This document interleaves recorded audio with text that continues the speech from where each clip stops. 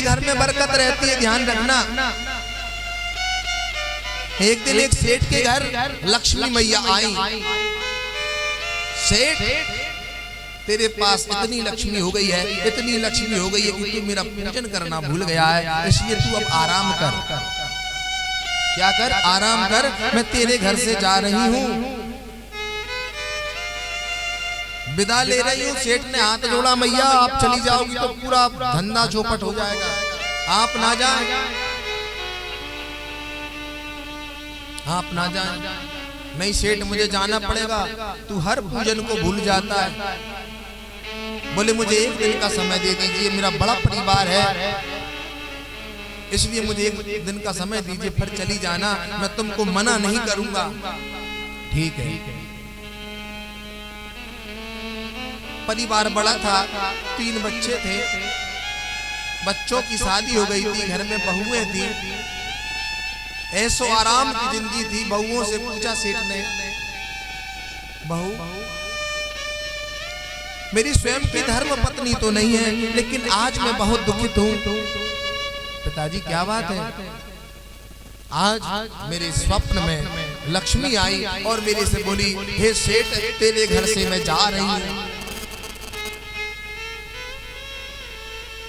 मैं तेरे घर से जा रही हूँ। तो बहू जाने दे क्या? बोले नहीं नहीं नहीं, जाने नहीं देना, फिर उनसे कुछ मांग लेना। बोले कि इतना धन मांग लो, इतना धन मांग लो कि अपन कुआं भर देंगे, कभी खाली ना हो। सेठ ने कहा ठीक है, संतुष्ट नहीं हुआ उसकी बात से। दूसरी बहू से पूछा क्या करें? उसने कहा एक हॉस्पिटल, अस्पताल बनवा दें, लक्ष्मी मैया से कह देना, मरीजों की सेवा भी होगी, धन भी आएगा। ठीक है, हाँ कर दिया।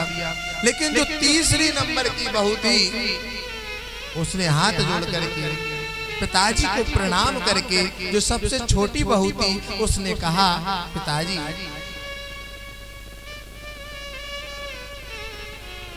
मैं आपसे बहुत सुंदर बात कह रही हूँ, पिताजी निवेदन भी कर रही हूँ आपसे। लक्ष्मी जी जब आपसे पूछें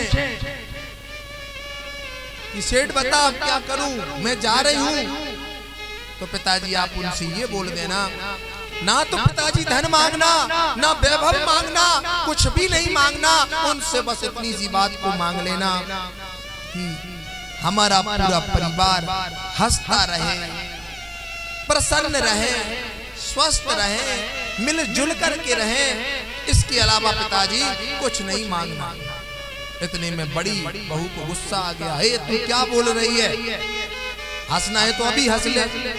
बोली कि दीदी जब तक आपका समय था आपने बात की पिताजी से, अब मेरी है बोलने की बारी, तो मुझे बोलने दीजिए।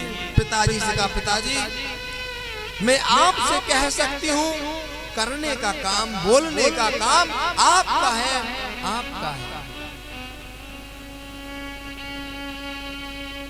बोलती है, स्वप्न में लक्ष्मी आती है तो बोल सेठ मैं क्या करूं? वो वह भी हाथ जोड़ करके बोला, हे लक्ष्मी तुझे जाना है तो चली जा, लेकिन मेरी छोटी बहू ने मुझसे एक बात कही है, यदि मैं बहू की बात नहीं रखूंगा तो वो है मुझसे पूछेगी।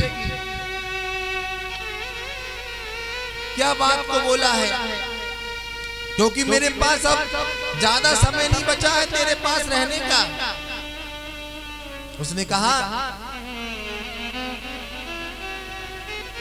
मेरी बहू ने मुझसे रो करके एक बात कही है कि हमारा पूरा परिवार प्रसन्न चित्त रहे, मिलजुल करके रहे, हंसते खेलते रहे, कभी किसी में लड़ाई ना हो, कभी किसी में झगड़ा ना हो, यह बात को मेरी बहू ने कहा है। स्वयं मां लक्ष्मी दोनों हाथों से सेठ को आशीर्वाद देने लगी। बोले कि ये इन स्थानों पर तो मेरा स्थान है, जहां प्रेम होता है, जहां पर व्यक्ति का सम्मान होता है, जहां पर लोग मिलजुल करके रहते हैं।